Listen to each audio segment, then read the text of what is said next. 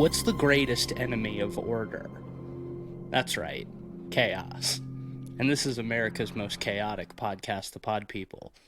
I'm the master of disaster, the finger blaster, Matisse Van Rossum. I'm Ben Sheets, but you can call me Sonic because I love them Chaos Emeralds and rings, Hey. baby. Hey. Bring! Bring. Hi, I'm Cleveland Mosier, and I'm just trying really hard to picture the lobster. Or what does he say? Imagine the lobster? What You woke moralist. Yeah. Up yours, woke moralist. Up yours, woke, We'll see. woke lobsters. We'll see who cancels who. And after this podcast, I wish someone would cancel me. yeah. Then I could just stay inside and not worry about movies like this. Well, you shouldn't worry about this one, darling. You walked right into that one. I set you up. Bum, Easy bum, slam. bum. Well, yeah, we're talking about Don't Worry, Darling, a brand new film courtesy of Warner Brothers, one of Warner Brothers' only films that they're releasing for the rest of this year. One of two. And I think they bet their money on the wrong fucking hog on this one. Well, we say that, but the movie theater we went to was fucking packed. It was packed. Well, you know, I think that that's a great segue into, I think, what might encompass the bulk of this conversation, because I frankly don't have a ton to say about this movie other than I did not enjoy it. But there's a pretty big part of me. We're going to talk about all of the on-set drama that supposedly happened during this film's production that has encompassed literally its entire media cycle building up to it. The drama and nothing else. And after seeing the finished product, there is that big part of me that wonders how much of this drama was, if not outright manufactured, at least exaggerated to make people interested in going to see this movie. It always is. you know? Because the drama is more interesting than this film. Well, that's a tale as old as time. I mean, even if, like, the inciting stuff around it, like, is genuine, which, dubious. Like, but even if, right? Like, the surrounding dialogue about it is often... It keeps people talking about it. It keeps the film trending online in some form of fashion. Even outside of, like, what Warner Brothers' interests are, which... even outside of that, like, surrounding outlets or whatever, like, benefit through having more exciting headlines. So, like, I mean, even if they are not trying for that, the surrounding outlets are still going to amplify that, of course, and pull the worst quotes and pull the, you know, whatever they can, because that's what they always fucking do. It's literally their job, right? Like, you see it all the time in interviews where, like, someone is sort of, you know, like an actor just gives, like, a small side comment and it becomes, you know, misconstrued. Like, and it becomes the whole surrounding thing about the movie. It's like the Crimes of the Future one where... do you remember what I'm talking about? With the fucking Hidalgo guy? What's his name? Viggo Mortensen. Viggo Mortensen. Sorry, I didn't go for Lord of the Rings. I went for Hidalgo. For Hidalgo. What an interesting pull. Yeah, well, my brain has worms in it. But the point is apart from that, is that, you know, he made some comment about... Fuck, what's the name of the movie with the car? About Titan, and oh yeah, you know how, and it was completely blown out of proportion. That happens every time. Yeah, I mean, this is a bit different. This is different. That only lasted a couple of days. People did talk about it for a little while, but it's a much smaller movie. I liken it more to the media build up for the final season of Game of Thrones. You remember seeing all those clips of, like... Best season about, ever! Yeah, exactly. Yeah. Reporters, like, coming up to the actors on various red carpets and being like, what do we have to... What can we look forward to in the final season of Game of Thrones? And they all just have this kind of, like, deer in the headlights look on their face. And I was like, it's gonna be something. And, yeah, to go into specifics a little bit, the Harry Styles role was originally going to be played by Shia LaBeouf. Yes. I love Shia LaBeouf. I think he's great. That's what you're now canceled for, because Shia LaBeouf is problematic now. Oh, is he? Yeah, because apparently he was he abused FKA Twigs when they dated. I don't know. Oh. But yes, well, we should also mention the film is directed by Olivia Wilde. She has a big part in all of this supposed drama. But yes, Shia LaBeouf was originally supposed to play the Harry Styles role. They got all the way to production, and he left the project because I guess he and Florence Pugh didn't get along or something. Yeah. And Olivia Wilde and the film's producers tried to frame him leaving as them actually firing him because the stuff about his abuse allegations from FKA Twigs got brought up. And so they fired him and replaced him with Harry Styles. Came out later in a voicemail that Shia LaBeouf gave to whoever, the media, that Olivia Wilde really tried hard to get him back, and was even shisty towards Florence Pugh, saying that the difficulties they were having were her fault and not Shia's, and like, oh, we can work something out. I mean, you see one daily of Harry Styles, and you're begging for Shia LaBeouf to come back to your movie. Jesus Christ. I mean... Well, yeah, the introduction of Harry Styles into this production then kicked off a whole additional thing, because he and Olivia Wilde began an affair on set, supposedly. Olivia Wilde was married to Jason Sudeikis, and she cheated on him with Harry Styles, ending in a divorce, messy divorce. Well, yeah, there was the video going around of her being served divorce papers on stage while she was doing press for this movie. The premiere of the trailer of this movie. Yeah, somebody, a process server came and served her divorce papers on stage. That's so not professional. It's not. It's that's this like whole this whole thing is like, so is so fucking like soap opera messy. Yeah. And you know, the vast majority of this is conjecture as well. Like, we obviously don't know what is true and what isn't. This is just the stuff that is in the media. But apparently also because she was having an affair with Harry Styles, she was absent from a lot of the days of filming of this movie. She would just like disappear for long periods of time. So some AD on the project said that Florence Pugh actually ghost directed most of this movie because Olivia Wilde just wasn't around. There's an article just today that came out that I didn't read because honestly I don't care. But apparently Florence Pugh and Olivia Wilde got into a big screaming fight on set in front of the whole cast and crew one day. And then to top it all off, Harry Styles may or may not have spit in Chris Pine's lap at the premiere of the film at TIFF? TIFF. Yeah. That's and what it was. Florence Pugh didn't do any press for this movie. That's right. She's like distanced herself. Apparently that was due to their on-set fight. She went to the producers and says that I'm not doing any of the press tour for this leading up. And she didn't, really. Wow. Which is kind of crazy considering, like, she basically carries the entirety of the movie on her back. Mm-hmm. And then she's, you know, just absent for all the marketing promo and stuff for the movie. You know, it's funny because hearing all of this stuff led me to believe that the direction in the movie would be bad, and I don't think it really is. I think a lot of my problems with the movie are just a really bad script. Yes. And some terrible acting, mostly from Harry Styles. But, yeah, I mean, I think the film is competently directed. I don't know what was Olivia Wilde and what was Florence Pugh or whatever the fuck was going on. It's certainly well shot. It's well shot. The cinematography is fantastic. The production design is great. It's yeah. Gorgeous. Here's the thing. The film has a very nice veneer. I know that like you found the film to be very boring, and I find that to be quite justifiable.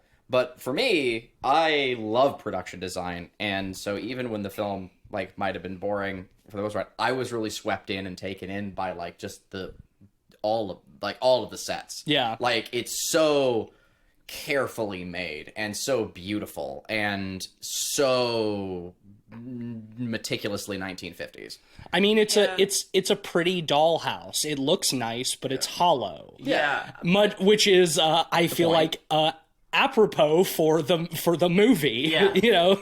Yes. The thing is, I feel like I've seen like this production design and stuff done in like movies like The Stepford Wives. Literally directly. everything this movie is trying to do has been done in other films most of the time better. Yeah. And I think that's what makes it so uninteresting for me is like the first like 2/3 of the movie I found extremely boring.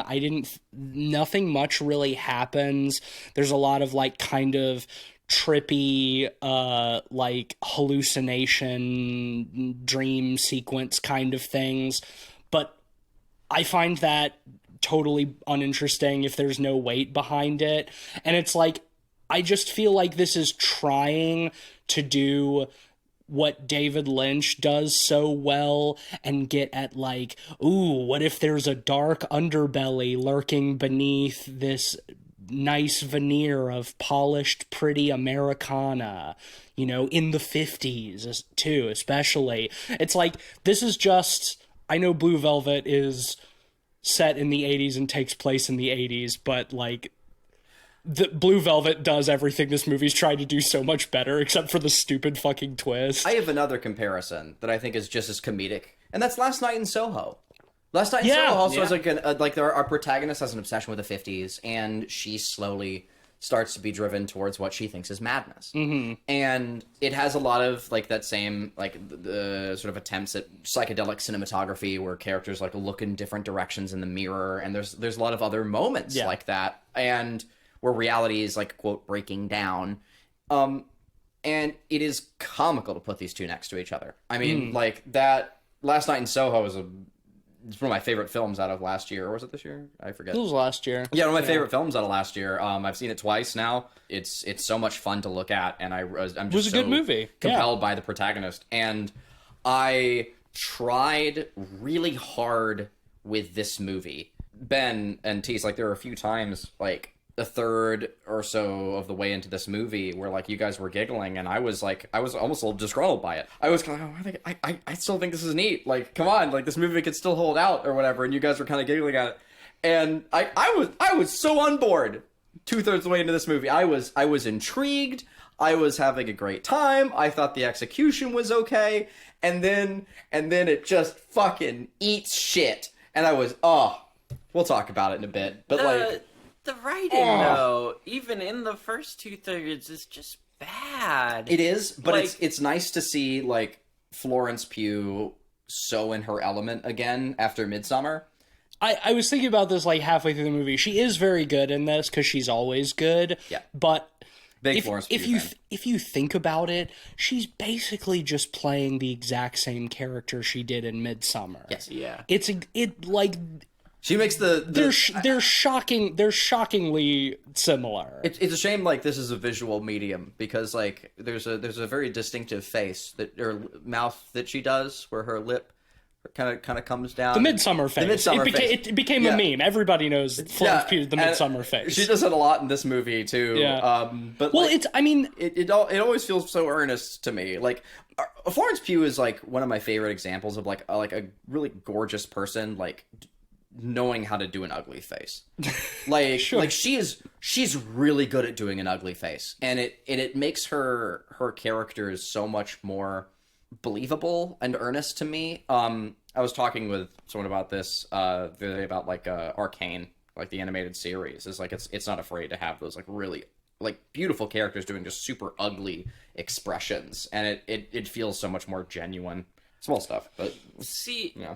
One of the interesting things about casting Florence Pugh as the lead in this is this movie is very much doing the Stepford Wives kind of thing. And, you know, in those movies, you have, was Jane Fonda in the original, and Nicole Kidman in the remake, and like I've never seen either. They're good. Yeah, I haven't They're either. good. But in the movies, they are kind of very subdued in their expressions. And Florence Pugh is super expressive throughout this whole movie. And it was just kind of interesting seeing that difference here. At times watching this movie, I almost wondered if it would have been better getting someone a little more subdued. Interesting. I kept thinking of like Betty Draper and Mad Men and how much. But that Betty Draper's whole deal, like, is only really works in like long format television. Like that slow. She's so good though. I don't know what you mean. Her transition there, like, I wish I'd see her in more stuff. Like, she's such a great actress. What's her? Do we know her name? January Jones. January Jones. Yeah. I see what you mean with that, and that would have been nice to see as well. But I kind of don't mind it just because I'll sort of be vague about this, but like it sort of makes sense that she's not as subdued as you would expect from this type of like suburban 50s housewife, because that's not really what she is. Yeah. Right? To provide some context for folks who haven't seen this movie or haven't seen the trailers or whatever, Florence Pugh and Harry Styles are a young married couple who live in this kind of manufactured community out in the desert where all of the men work for this sort of secretive victory project. They're this very isolated little community out in the middle of nowhere, and it's all headed up by this handsome, charismatic cult leader, essentially, played by Chris Pine. And throughout the film, Florence Pugh's character starts to experience and see some things that make her question the nature of her reality and this whole community and what's really going on. What is the Victory Project? consider the lobster. That's what he says. Consider the lobster. And she's doing that. I guess. Finally, Pretty much the first 2/3 of the movie is just Florence Pugh's slow descent into quote-unquote madness, and she has a lot of kind of trippy hallucinations.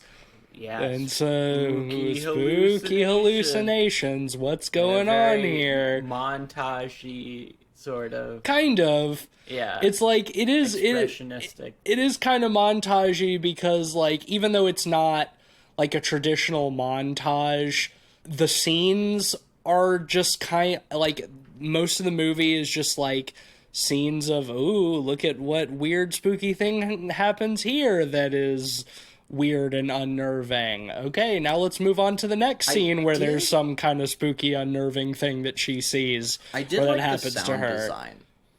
Yeah, sure. The sound design, I liked. I thought the score was pretty interesting. There's a lot of like Textural sounds. sort of and creative like vocalizations. Yeah. Like, I think there's been a lot of films lately we've been watching that have a lot of this. It's very Like it's sounds, very in you know? vogue right now. Yeah, it's very popular. I'm here for it. Like, it is very expressive. I dig it. Yeah. Sure. And I always tend to like it, but like I can think of a lot of movies that like do a better job with that kind of sound design. Honeydew comes to mind. And a few Men, others. just Men this year, recently. yeah. Oh yeah, man. Like the sound design was so good in that. But here, what I think does particularly shine is like the textural stuff.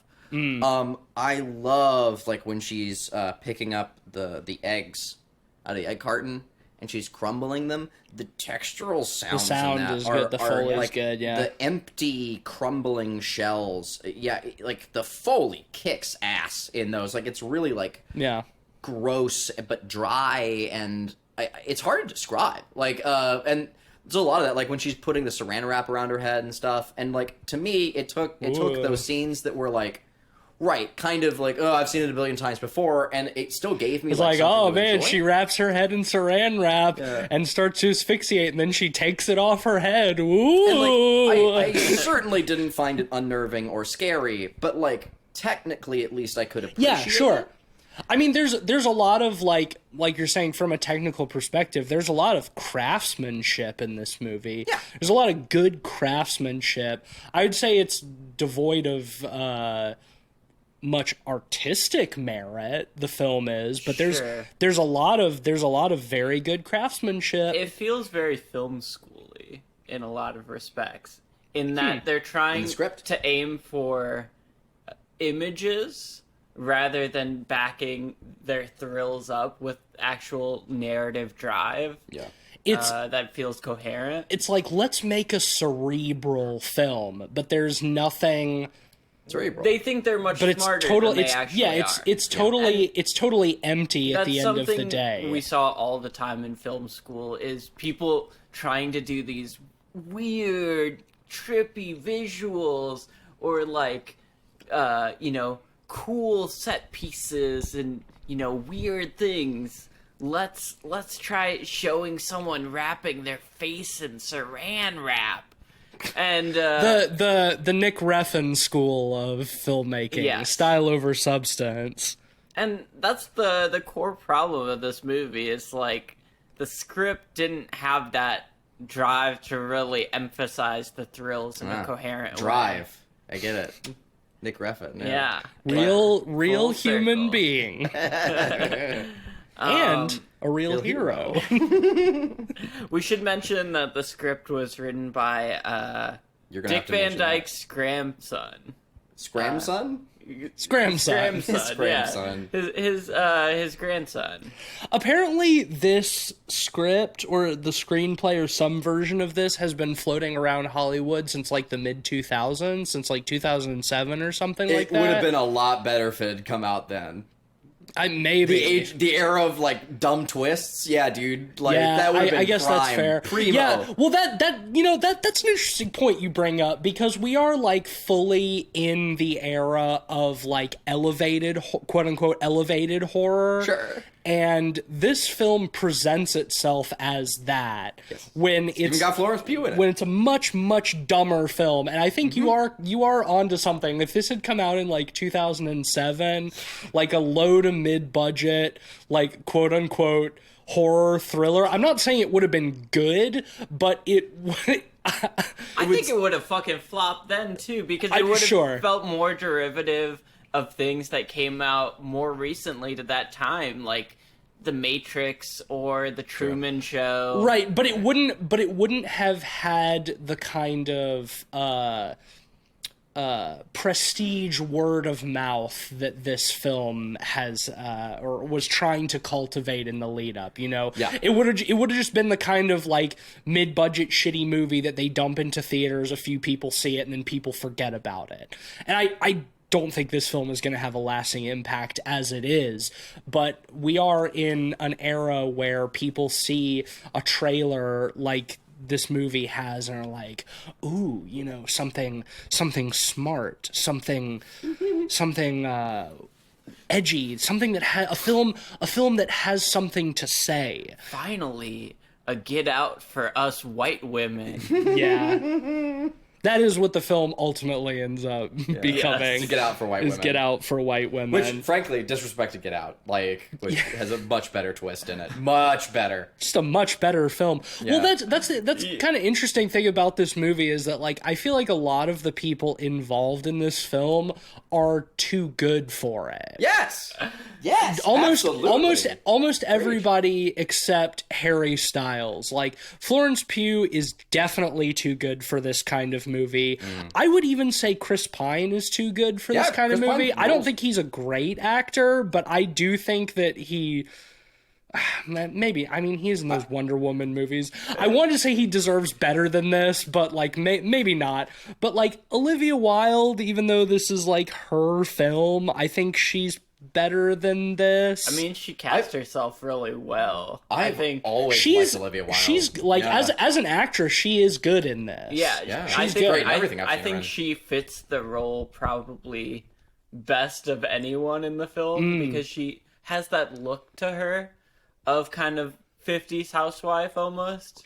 and the character has some complexity Yeah. to it. I will say, Nick Kroll One of has her- a small part in this. He's way too good for this as well. we can come back to it later, but like one of her last scenes in the movie, where she kind of like delivers a lot of exposition or whatever, I didn't vibe with that, but I guess at that point I was so fucking angry with the movie. That was one of the few parts of this movie that I liked. Really? Yeah, we can come back around to it. But I felt like they're back and forth there. Like I didn't feel like they were talking to each other. Like there was a weird like I don't know. There's like a weird disconnect between like the words that they were saying to each other and like I didn't feel like they were feeding off of each other. And hearing, because this is my first time hearing that like they had like screaming matches on set, like that kind of makes a little bit more sense to me. Like I don't know. I thought that there was like a disconnect there that would make sense if the two had been like having like shouting matches with each other, whether or not that happened before or after. Well, I agree with you, Ben, that she kind of feels like the only character who fits the setting. That was something that was driving me crazy for the entire movie until the twist reveal when, you know, it starts to there actually is a reason for that. But the reason makes no sense. it's fucking stupid. It makes God, no it's so fucking sense, stupid. though. We gotta get That's into the it. thing. Like, Boys. even if you have into it. that setting, Yeah, are it we makes no Can sense. we please? Can we please? I'm dying to talk Can about how I dumb make this a movie joke is. first? Sure. Whatever you want. You can cut this out if it's too much. But get out for white women, more like get out of the kitchen. Am I right, Oh, fellas? keep it in. Yeah, I mean you're fake quoting them saying that. Yeah, like absolutely. Like no, here, God damn it. One final thing is I did lean over to you guys partway into the film, and I said like, you know, I kind of feel like the guy in the meme, like where he's pointing at the butterfly and being like, "Is this WandaVision?" You know, because again, it's that same like it's aping David Lynch's aesthetic while saying way less. Yeah. And yeah, it gets into that. So It's a pretty picture devoid of a lot of authenticity. Mm-hmm. And in fairness to the film, I suppose there's a reason for it. Yeah, we're going into spoilers already. Yep. For Let's- like the buckle last. Let's give a general recommend, no recommend. No. Okay. I don't recommend Look, it. if you like, Don't recommend. if you like, Yeah. if you really, really like set design Sure. and sound design, like the first 2/3 are great for that. If you want to watch a really nice looking movie with some good actors in it that's totally devoid of any substance, then I It guess looked go see nice this on movie. Dolby. If you Yeah. have A-list, maybe, but don't pay to see this. No, Wait for if you're streaming, curious, you're wait really for curious. streaming. Don't be excited about the twist. Jesus Christ. Yeah, okay, so Here we go. the Spoilers twist is ahead. revealed, and I did not verbally call this beforehand, but I did in my head call it as I was trying to figure out what was going on in the movie. We should have fucking sat down and like made predictions on it too. The whole fucking thing, surprise, surprise, the whole thing is a simulation. Jesus fucking Christ! I was so mad. It's a fucking simulation. They're actually in present day, not the 50s, and this is some elaborate computer program set up by a faux Jordan Peterson and a bunch of incels, Discord moderators to allow loser men to live in a fabricated reality with hot women of their choosing, and you know have a traditional 50s patriarchal life with the wife who stays home and cooks and cleans and has a martini waiting for you when you walk in the door. The dream of all of those fucking loser return to tradition guys. They were smart enough in this universe to build an elaborate simulation. Now, Neo, in one hand I have the red pill. In the other hand I have the blue chew. Choose wisely, Neo. This movie is kind of like if The Matrix was created by incels instead of machines from the future. Yeah, that is. And yeah, that's the big reveal. That could almost be fun. Like that's what I hate about it. Is like if the tone was like wildly Other movies different. have done it better, though. Yeah, absolutely. Like so many. Other movies have also done it worse. Sure. Fairness. Fairness, like, yeah. But not by much. No, This- well, like it's just like I was really interested and invested in where this world was going. I want to get into a few of those things, like a few of those questions, because this movie brings up a lot of questions, and almost every single one is a red herring, and I hate that. Yeah. One or two is fine, but like you can do a simulation twist. That's fine if you set it up properly. You know, like you can do whatever dumb twist you want. Like I've seen most of them done in some capacity well, but you have to like follow through on all of the threads that Yeah. you've laid out. Otherwise, like you're just getting like tangled in your own mess and then just kind of giving up on it. And if the that's- writer is giving up on it, why the fuck should Now I? I know you hate our boy M. Night. Yes. I know you hate Shyamalan. Correct. Not But- always. His early but- stuff is okay. But The Village does this same premise better. So ever, I It's haven't not. seen The Village, It's but I know not even a great movie, but it does this basically. Except instead of a simulation, it's real life. Which is it's better, real. It's frankly. real life. But yeah, it's an isolated community where they pretend it's the 1800s. Yo, and I'm it- so much more on point for that. Like and that's I think what had me like so hot pissed about this is one of the setups is there is a constant rumbling in the town yeah. that they're in. Like there's earthquakes. We hear what sounds like shelling in the distance. Like there's bombs. There's talk about like what's under the town.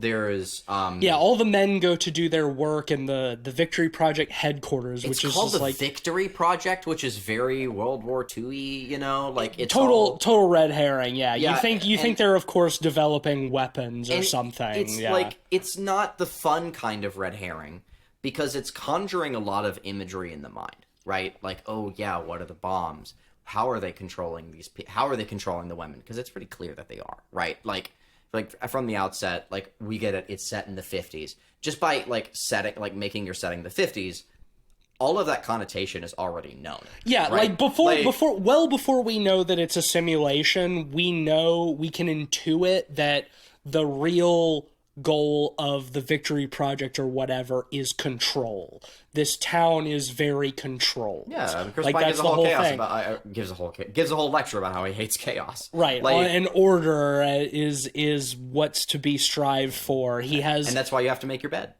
yeah, exactly. You have to clean your room in order to slay the Chaos Dragon. Yeah, there you go. And that's as simple as that. See, now there was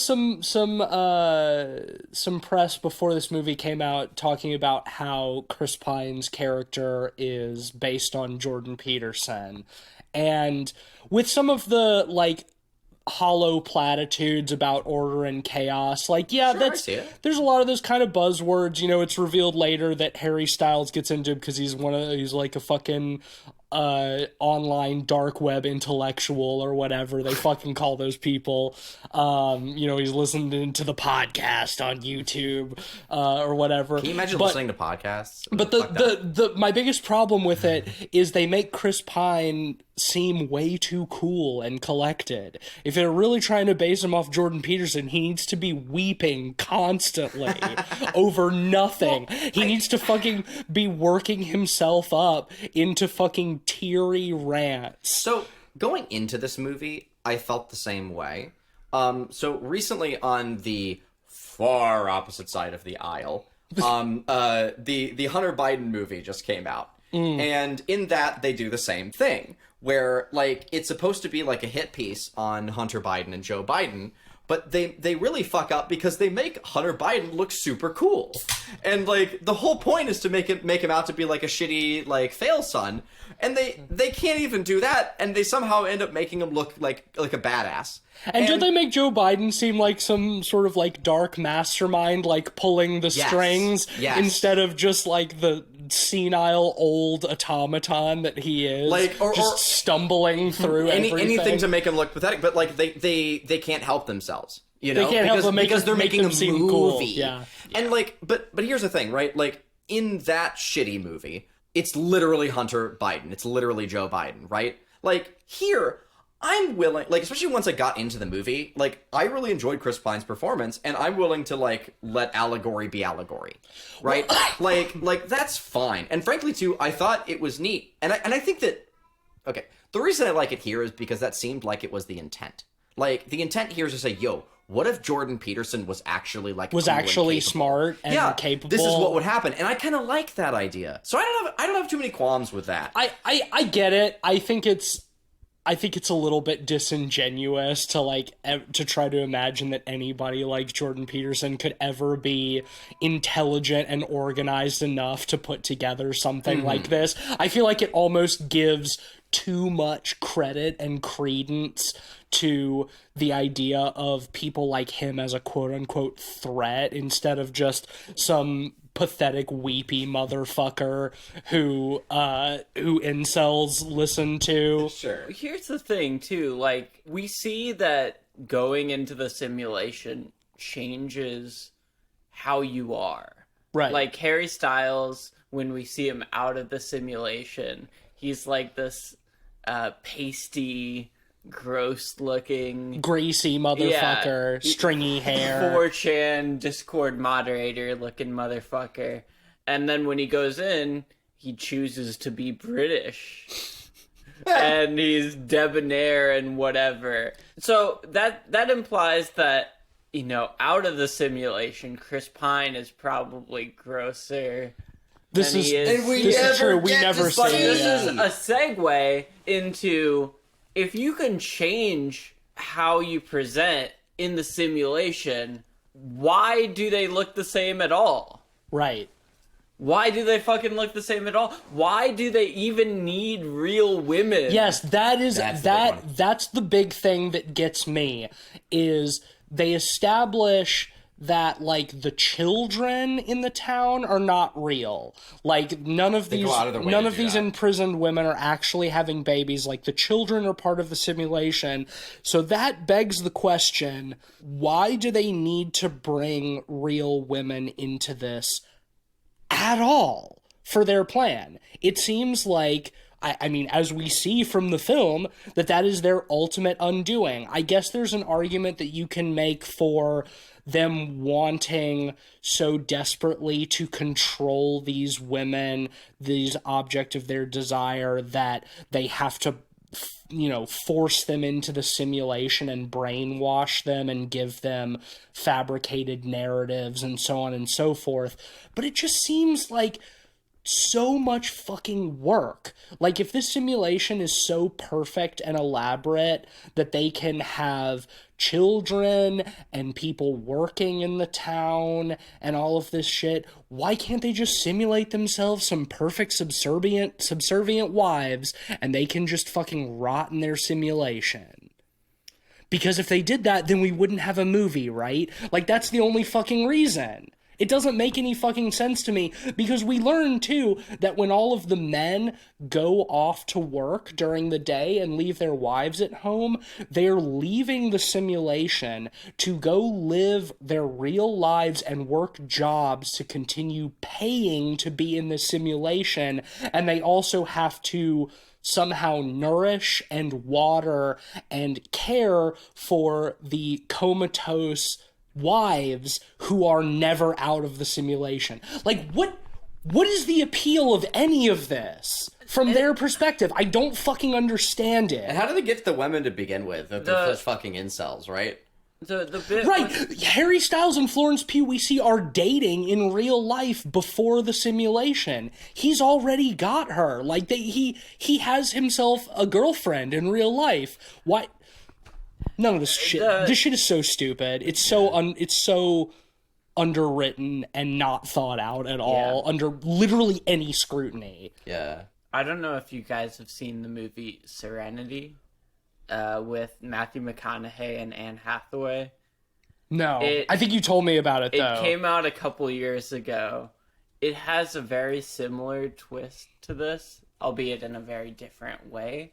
Similarly batshit. I don't think this kind of twist can ever be pulled off well.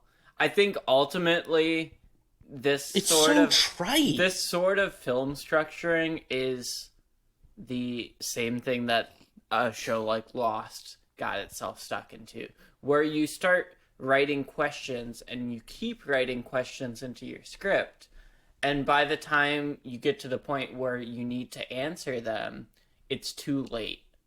You know, you're already in the last 30 minutes. You're in the last half of the season. Yep. You know, and suddenly you have to wrap everything up, and it's never going to be satisfying. Well, Where's your fucking puzzle box now, JJ? The problem, Huh? the Where problem is is that this movie and this script is a like textbook case of dumb guy intellectualism. Yes. And you know, from one perspective, dumb guy intellectualism is what people like Jordan Peterson offer.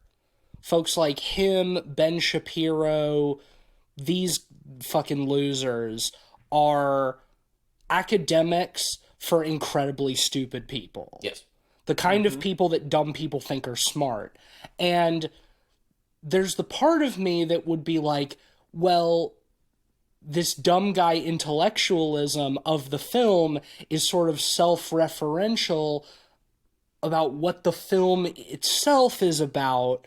The problem is, I do not think that the film has that kind of self-awareness. No, the intent is not clear. I don't think the intent is there. Yeah. I think that like there is sort of an unintentional meta-referential sort of quality to this film in a lot of ways, in that like it's about a dollhouse that is beautiful but empty, and it itself is a dollhouse that's beautiful but empty. Right. But I genuinely do not think that is the intent of the film. I think that's incidental. Wait, well, like, normally in this sort of Gilded Cage setting, the main character rises above the Gilded Cage because they are not hollow, right? Right. And that's kind of true here. that's what they hit those beats, but they don't follow through on those beats. The biggest question of all, that like, and frankly, like, I think is more frustrating than anything else with this movie, and where like I stopped caring because I felt like the movie wasn't caring anymore. Yeah. Is Florence Pugh figures it all out. She's in a simulation, and she hops in the car. She drives off, and there's all these people trying to stop her, and people are getting in cars, and they're driving after her, and who cares how the logic works? Why can't the red guys... There's a bunch of Agent Smiths in red jumpsuits chasing her. But like, unlike with Agent Smith, who Agent Smith knows he's in the machine, it was made by the machine for the machine. Right. Because any machine like that or system would have protocols. These red guys, the red guys in red jumpsuits, still operate like people? And so, like, why can't they just warp into the car and fucking take her out, you know? Good question. Like, why can't they do anything? It's a fucking simulation. I don't know. Yeah. But she just kind of drives out. Like, is there not somebody sitting in, like, at a master computer, like, overseeing the simulation and, like, making changes and stuff on the fly? And like, I have to wonder it's if, like in dumb the original Matrix. script, like, there was something like that, where, like, there was some sort of final, like, confrontation between, like, Florence Pugh and Chris Pine. Because Chris Pine is just sort of forgotten about at the end. Like, the last shot is, like, him being, his like... wife stabs him. Go after him or whatever. His wife stabs him, and she's like, it's my turn now. Bitch, what? What? And she doesn't do anything with that. No, like, we don't see anything okay, after. cool. We don't see In that anything case, after that. Have the final confrontation be between her and her Florence Pugh. Also, we are not cued into any reason for her to stab him. No. Like the previous scene with her is her, like, shaming Florence Pugh for being an idiot. And, like, clearly she sees all the strings. Like, she knows what's going on. So why does she stab Chris Pine? She's fully aware of the scenario. She's on board with it. Like, what caused... Like, Florence Pugh never has an opportunity to say something to her or whatever to, like, change her mind or plant a seed. There's no seed. Well, This that's- is- the thing is, Florence... it's because she's a girl boss. Oh, my God. And girls Florence- get it done, okay? Florence Pugh spends the whole movie literally yelling at people, something is wrong here, this is not right, like, we're being controlled, we're being leashed, and everybody just laughs her off. Yeah. But then at the end, there's this like after she kills Harry Styles and like walks out into the cul-de-sac and everybody's out there, it's like by her mere presence alone, all of the other women are suddenly awoken. Like that doesn't Well, that's the thing. Like, I think part of the problem there is the Margaret subplot of this other woman in the community who figures it out first. Yeah. And is trying to warn them. Yeah. Terribly miswritten. Like, if you want to do glitch in the Matrix stuff, mess with it. Yeah. You know, like, I know they're trying to cover up what the twist is until the third act, but honestly, I think this movie would have been way more interesting if they had that twist halfway in, or less than halfway in, and gave us more time to have that actual kind of chase and expand on that stuff, because it's so brief. It's the first time the movie gets even remotely interesting, and at that point, like, this movie is long. It's 2 hours, and it feels it. It feels longer than that. And the waking up from the Matrix and like the final chase and stuff and escaping is kind of interesting. Like, it's decently well handled. Like, it's not bad, but at that point, I was totally checked out. By the time any of that shit happens, I just could not give a shit anymore. And I think you're 100% right. Like, if that's the angle you're gonna take, introduce it way sooner. Well, look at The Matrix, right? Like, and it's so funny that I'm bringing up The Matrix as like the prime example and is a better movie, because let's be real, The Matrix is a schlock film too. But I don't like The Matrix that much, but films like this give me a greater appreciation for The Matrix. Yeah, frankly, it looks like a fucking masterpiece next to I mean, you know, and frankly too, like, so many films like aped off of The Matrix, both in like story and aesthetic. Well, and The Matrix, like, it did have The Matrix itself borrowed heavily from stuff that came before it. Well, Ghost. I mean, like, the Wachowskis literally said, like, or quoted as saying, like, they were just trying to make a live action Ghost in the Shell, and like, that's fine. Like, you know, like, I don't have anything against The Matrix for that, but like, the wire work's cool, but the point is that The Matrix, the reveal is in the first act. Yes. Like, you find out very early on you're in a simulation, and it carries on from there, and then we just get to explore the world and the world building and like figure out, like, okay, we're in a simulation. Let's explore what that means. Yeah. And that's the rest of the movie. I think finding out what are the rules. I think that's the only way to make the whole story of it was a simulation interesting at all. Yeah. At this point. Like, it's been done so many times that, like, guessing that something is a simulation or a dream the whole time. They were all ghosts. It's a joke. Like, it's a stand-up it is comedy literally such a trope at this point that it is a joke. I think it's been a trope. I think it's been a joke for over a decade. I agree.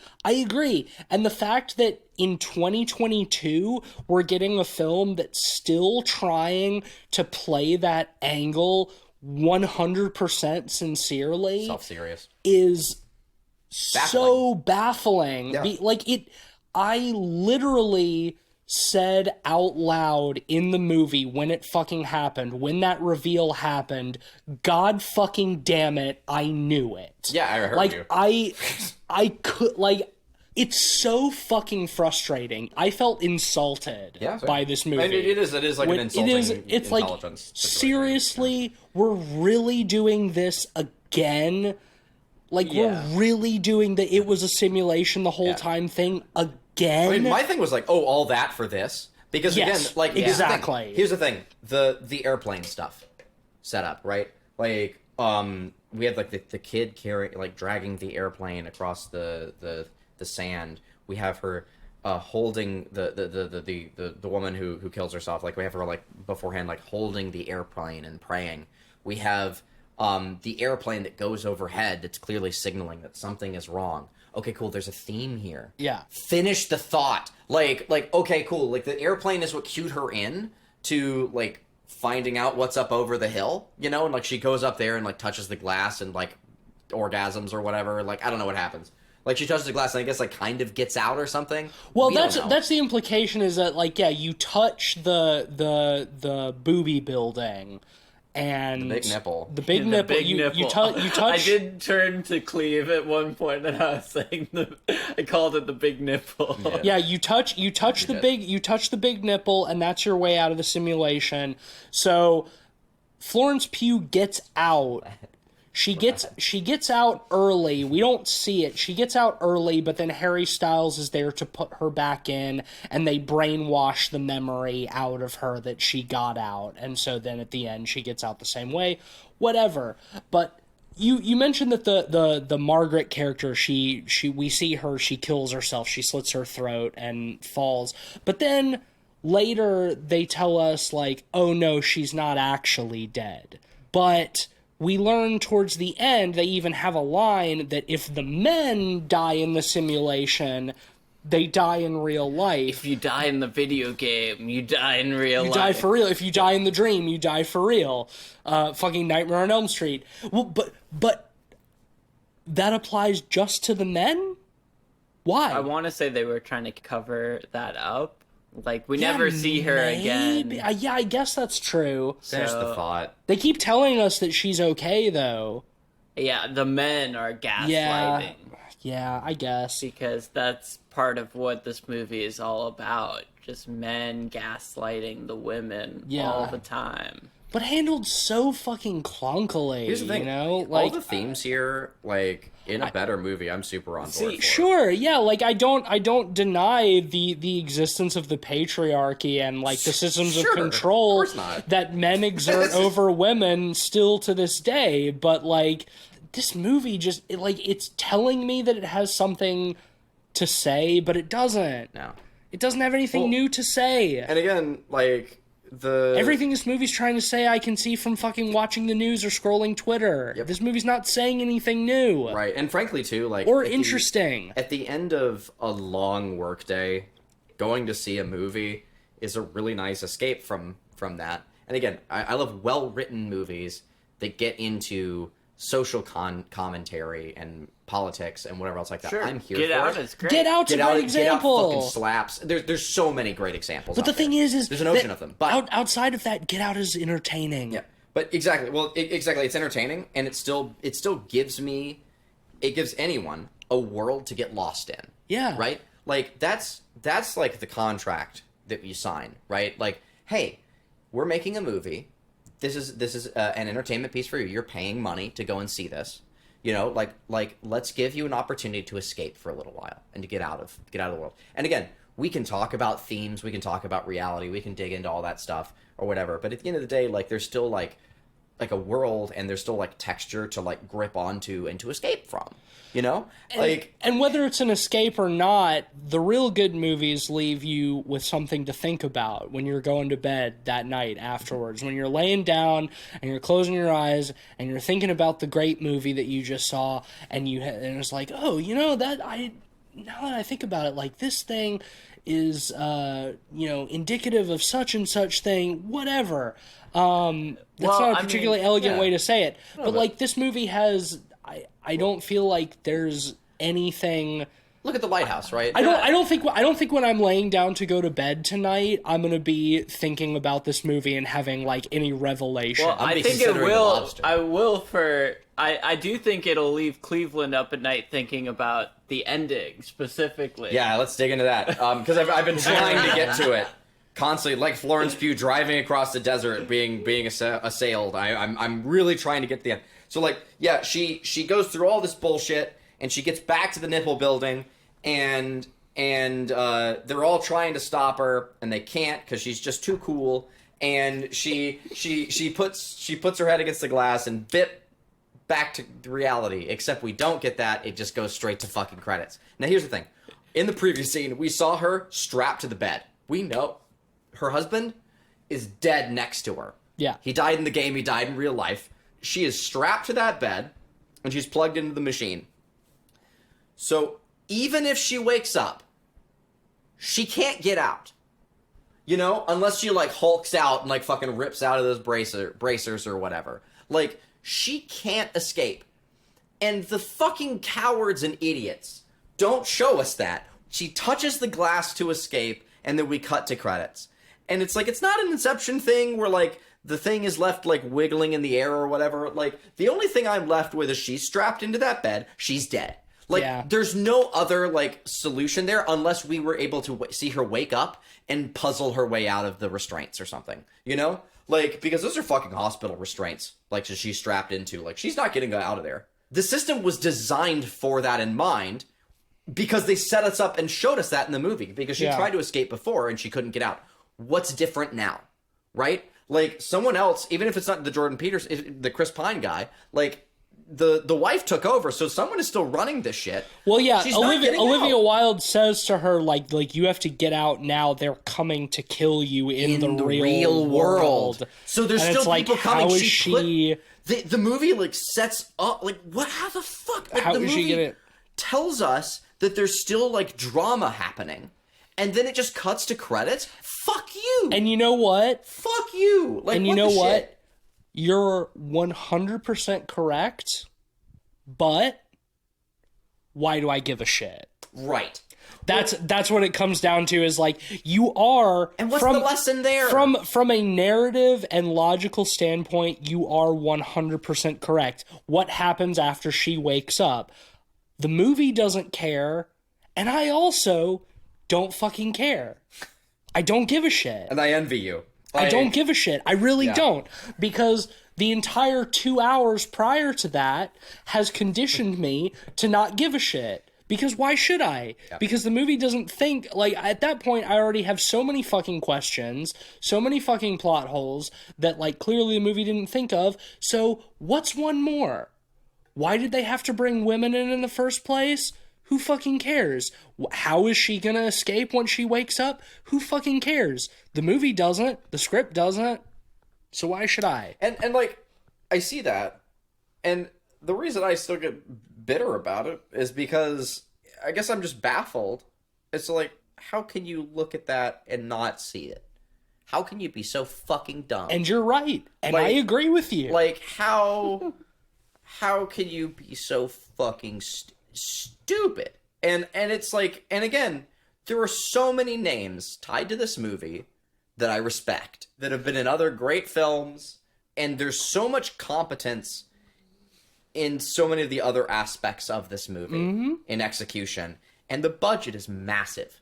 Like, and it's from like a huge studio. Like, were there not test screenings?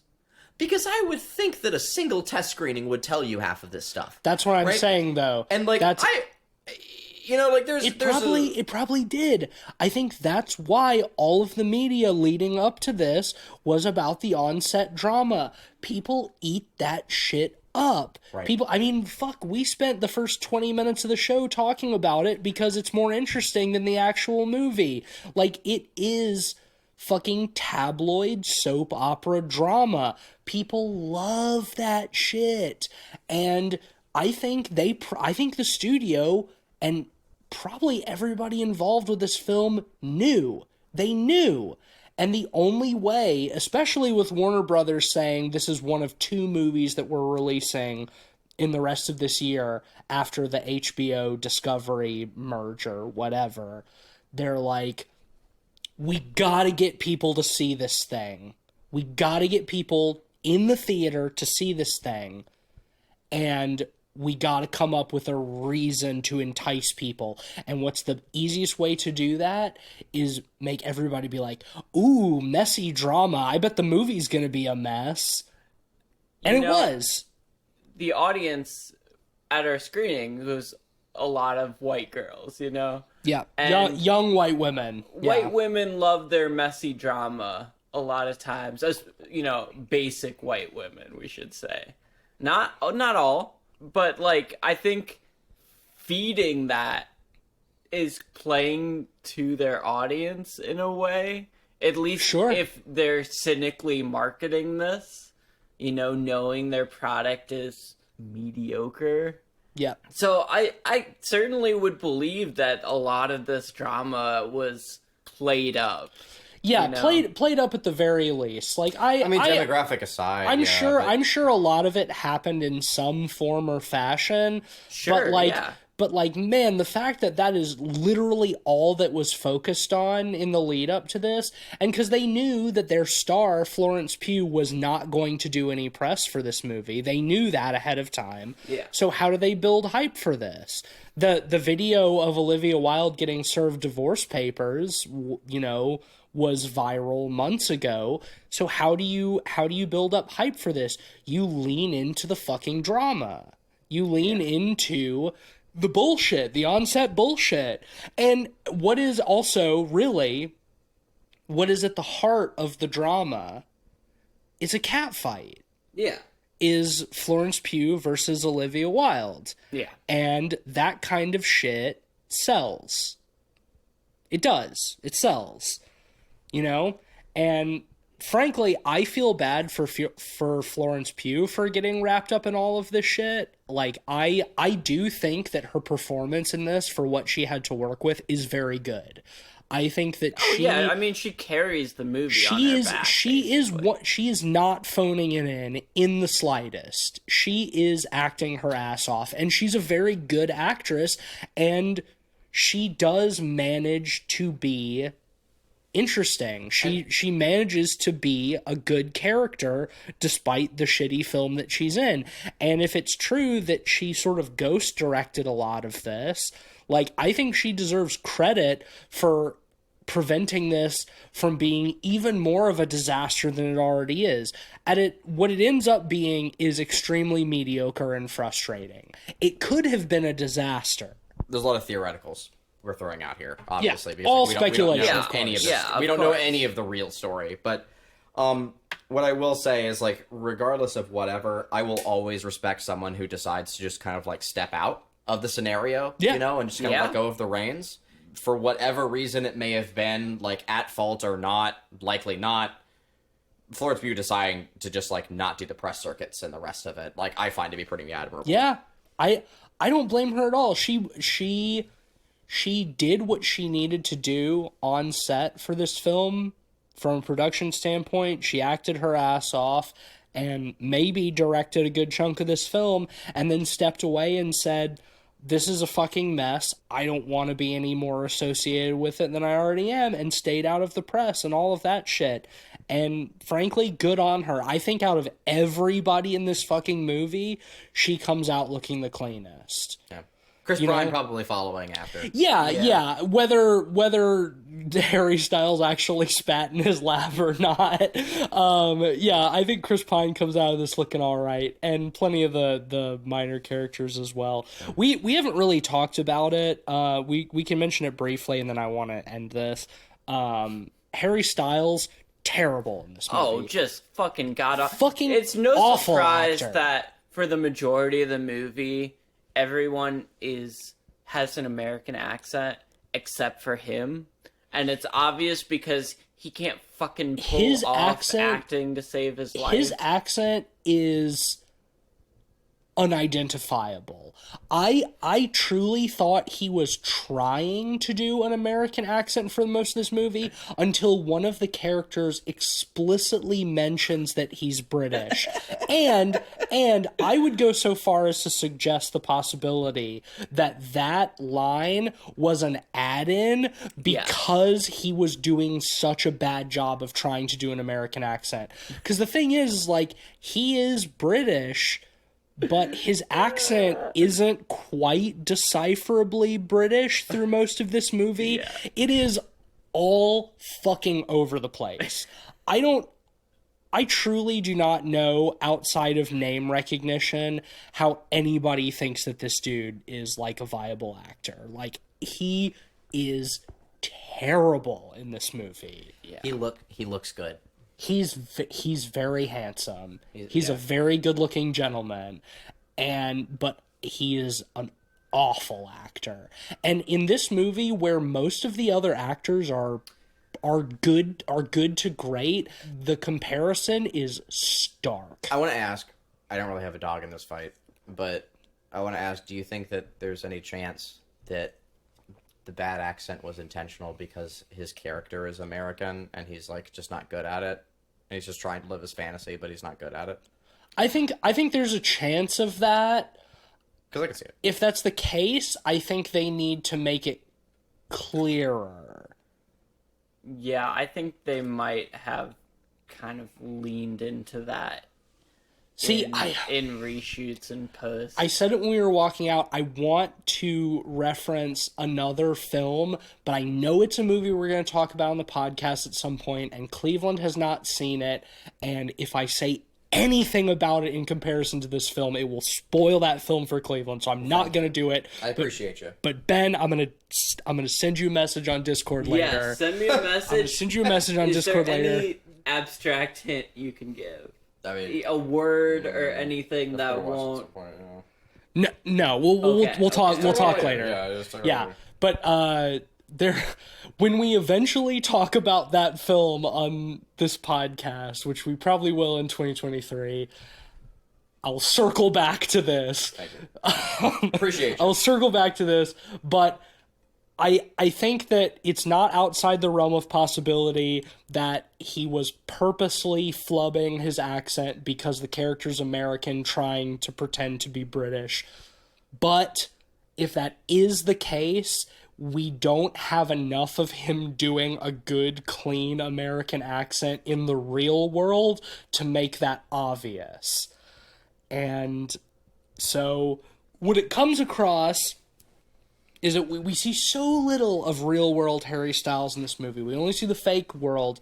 So if the bad acting is intentional because his character is a bad actor, that does not come across. It just makes Harry Styles look bad. It just makes Harry Styles look bad. His performance is distracting in this movie. I found it distracting. Yeah.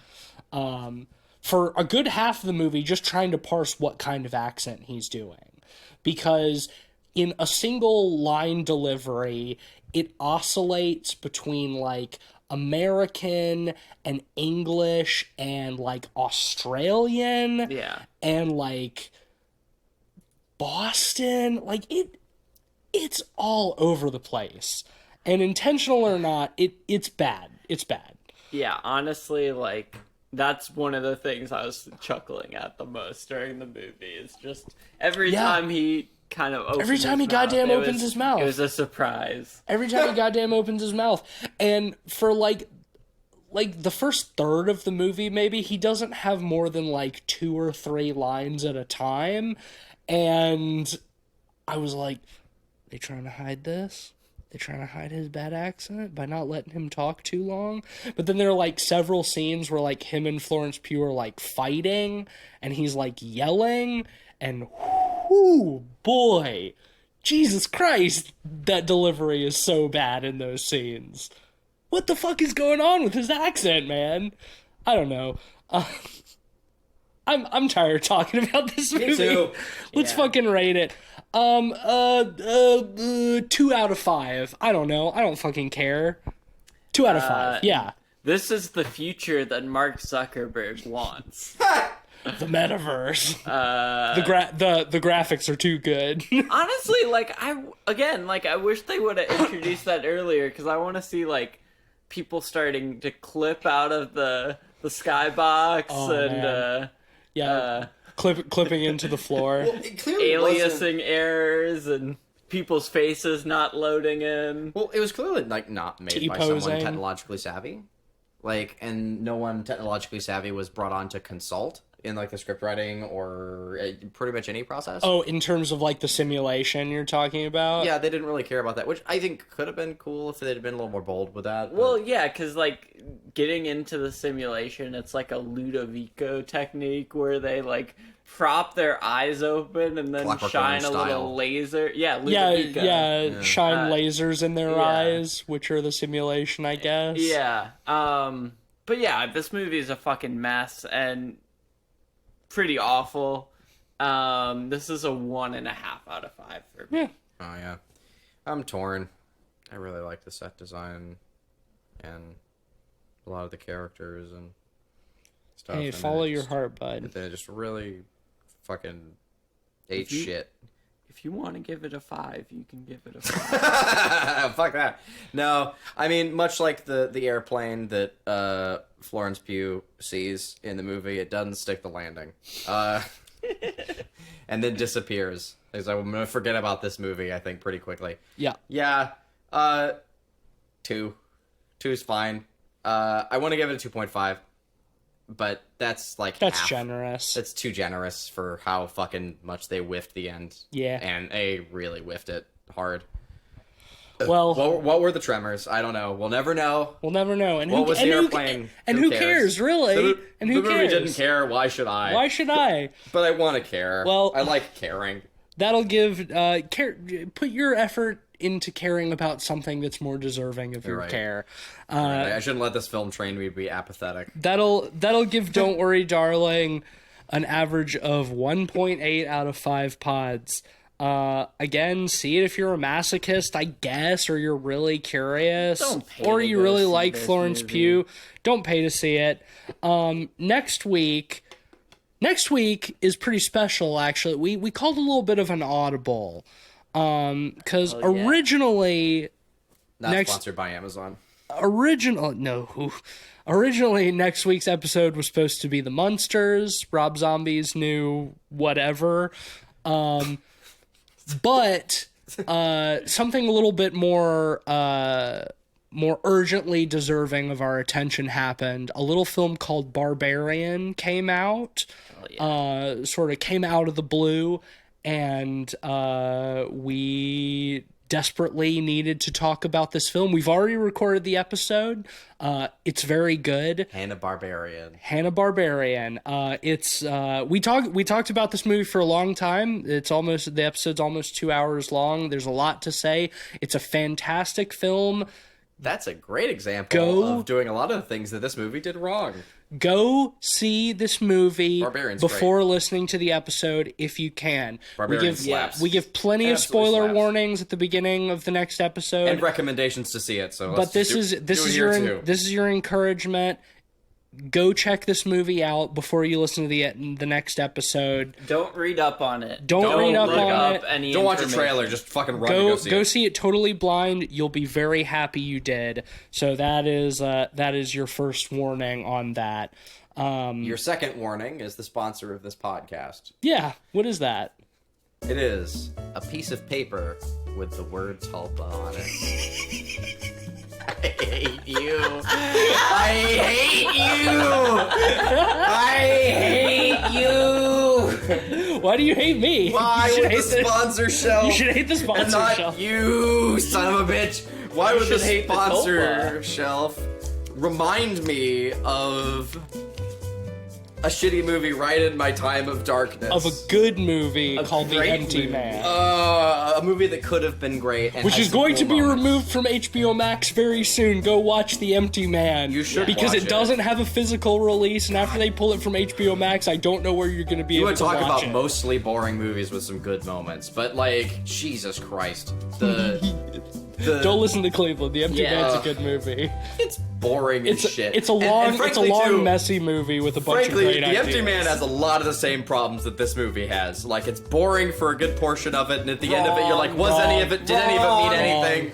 Like, oh man, but the visuals are neat. Oh wait, no, this movie is the same in that respect too. Oh damn. Wrong. Oh yeah. Well, Wrong. yeah, this episode is much like The Empty Man, inevitably hollow, and missing the point. All right. No, it's not the Hollow Man. It's the empty. Empty Oh, Man. sorry, my bad. Yeah, sorry. It's the Bye Bye Man, or is it the Pee Pee Poo Poo Man? Which one is it? I forget. Oh well. The Scat Man. The Scat Man. Skidoo-bop-bop-bop-bop. Well, that'll bring us to the end of this week's episode. Oh God, please end it. Yeah, End me. we're gonna do it. If you would like to end us, leave us 5-star rating on Apple Podcasts. Apple Podcasts. Why did I make that plural? I don't know. Support us on Patreon. Patreon.com/podpeoplepod. Choose your own support the pod adventure. Yeah, exactly. Shout out to our honorary pod boys, Sam Simon and Zach Confer. You can follow us on love Twitter at PodPeoplePod and at letterbox.com/PodPeoplePod. where you'll find a list of all the films we've talked about on the show with our average ratings and links to those reviews. I'm on Twitter at SomeSpookySnake. I'm on Twitter at Mr. Sheets. And I'm occasionally tweeting for Light Arc Studios. We put out progress on It Stares Back. I am also working at Dread XP, working on some fucking dope games. Go check out all of them. They all fucking slap. And again, speaking of choosing your own adventure, just go play any of them. They all fucking rule. Oh my god. I'm living my dream, y'all. It's great. Well, thanks for listening, and if you're afraid that you won't hear these sweet voices again, don't worry, sweet darling. We'll be back next week. What the fuck was the rumbling? Bye!